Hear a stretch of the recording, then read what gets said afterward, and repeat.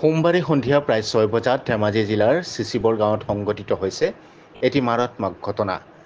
চিচিবৰ গাঁও ৰাজচক্ৰৰ অন্তৰ্গত টকৌবাৰী গাঁৱৰ গংগাধৰ মৰাণ আৰু সন্ধ্যা মৰাণৰ দ্বিতীয় কন্যা ঋদ্ধি মৰাণ নামৰ 1.5 বছৰীয়া শিশুটি পদূলি মূৰত খেলি থকা অৱস্থাতে হঠাৎ এটা খৰচোতা নলাত পৰি যোৱাৰ ফলত শিশুটিয়ে কৰুণ মৃত্যুক সাৱটি ল'বলগীয়া ঘটনাই সমগ্ৰ অঞ্চলজুৰি শোকৰ ছাঁ পেলাইছে।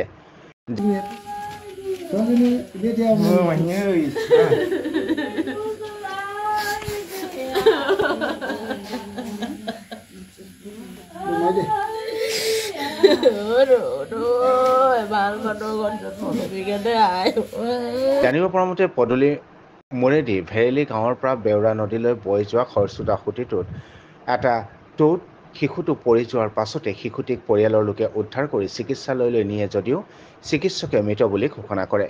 শিশুটিৰ এই আকস্মিক মৃত্যুৰ ফলত পৰিয়ালটোত এক অবৰ্ণনীয় পৰিৱেশৰ সৃষ্টি হৈছে। ধেমাজি জিলাৰ পৰা সঞ্জয় নাথৰ ৰিপৰ্ট।